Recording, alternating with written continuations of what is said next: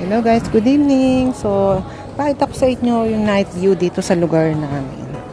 So, dito to sa Hong Kong kung saan ako ay nagtatrabaho as domestic helper. So, dito, ang ginagawa ko after ko na maghugas ng plato ng aming pinagkainan ng dinner ay lumalabas ako para itapon naman yung basura. So, ganun lagi yung ginagawa ko pagdating ng gabi. So, karaniwan, ang amo ko ay dumarating ng alas 7 ng gabi at kami kumakain ng hapunan. And then, after noon ay maghugas ako ng plato. 7:30 tapos na kami kumain. And then, hanggang alas 8 ay maghugas ako ng plato. And then, lalabas naman ako ng bahay para nga magtapon ng basura. So, ganito yung makikita sa labas ng bahay ng amo ko. So, nakapaglakad na ako ng mga ilang metro dito mula sa village namin. Papakita ko lang sa inyo yung mga makikita dito sa may labas ng village. So, dito makita nyo merong mga katulad nyan, mga nagbabalibol ng mga kabataan. So, dito naman sa kabila ay mga nagbabasketball. So, ito kasi guys ay public housing. Ganito kasi sa Hong Kong guys, merong mga government housing na provided. Pero hindi yan libre guys ha. Ito ay may bayad pero sabi nila, yan daw yung mga murang pabahay dito sa Hong Kong. So dito naman yung sabi ko sa inyo na basketball court naman para sa mga tiga dito rin na mga naninirahan. So sa kabila, nagbabalibol. Dito naman sa kabila ay may nagbabasketball. And then dyan sa taas na yan ay andyan yung pinaka-market nitong lugar na to. So dito makikita nyo maraming mga eskwelahan dyan sa baba ng mga building na yan. Karaniwan sa mga kindergarten yan.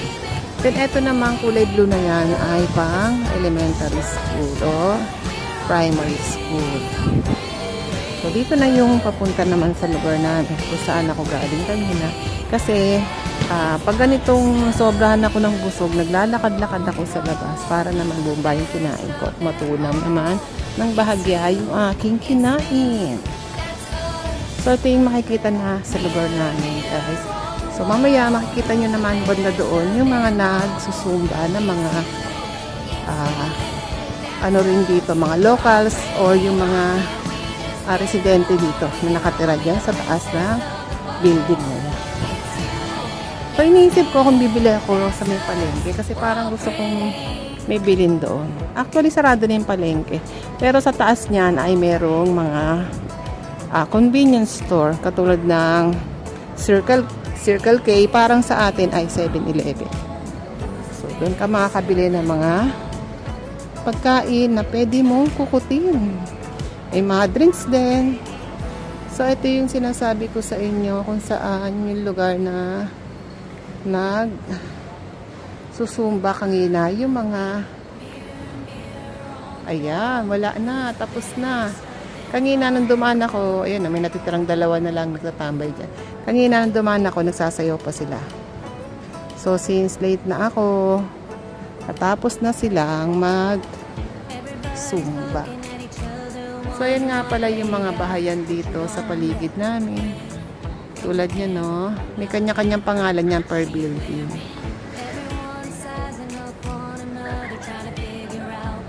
So, iba-iba. Per building, iba-iba ang pangalan niya. Ang natatandaan ko dyan, Horping, Ngangping, puro dun dulo, puro niya na P-I-N-G o Ping yung dulo. Longping Estate kasi ang tawag dito. Diyan nga naman, yan ang eskwelahan din naman.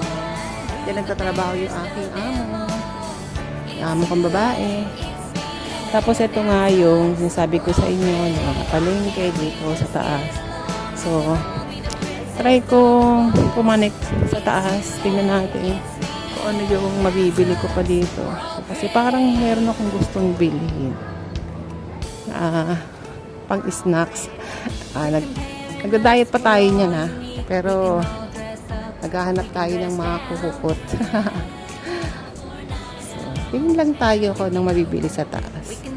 So, nakita nyo, wala nagaanong mga tao kasi nga gabi na. Lang nagkakamali, alas 8 pasado na. So, safe naman dito, guys. Wala naman dito nang wala naman dito nang kaharang. So, kung meron mang mga lugar na ganun, siguro doon sa mga madidilim. Kasi dito, maliwanag naman dito. Tsaka maraming CCTV dito, guys. Tsaka nagkalat din dito yung mga security nitong area na to. Maraming mga naglalakad katulad kayo na salubong ko. Kasi yan, bukas pa yung mga dispensary tsaka yung mga yung manis. Ayun, Circle K. Tingin tayo ng mabibili. Oy, bukas pa yung palaruan. Kasi nga naman, yung mga panggabi ay yung mga pang-umagang katrabaho, uwi ng gabi. Nag-aano muna sila dito. Enjoy muna o lilibang. Yan natin, guys. Parang dito yung mga hinahagis na coins, parang sa peryaan sa atin. Ayun na. Ano yung mga premyo niyan? Mga cheese card din naman ng mga cheese card din naman ng mga premyo. At dito na may mga clamping na clamping machine. Ayan. Tapos meron dito yung mga rides sa mga bata. Mga pambata talaga yan. Pwede rin sa matanda, batang isip. O, diba? So, yan. Nakaikot na tayo. So, siguro bibili na lang muna ako dito sa Circle K, guys. So, ganyan yung itsura ng looban namin o yung aming community dito kung saan ako ay nagtatrabaho. So, hanggang dito na lang muna, guys. Bibili muna ako sa loob kasi baka stahin tayo. Bye-bye!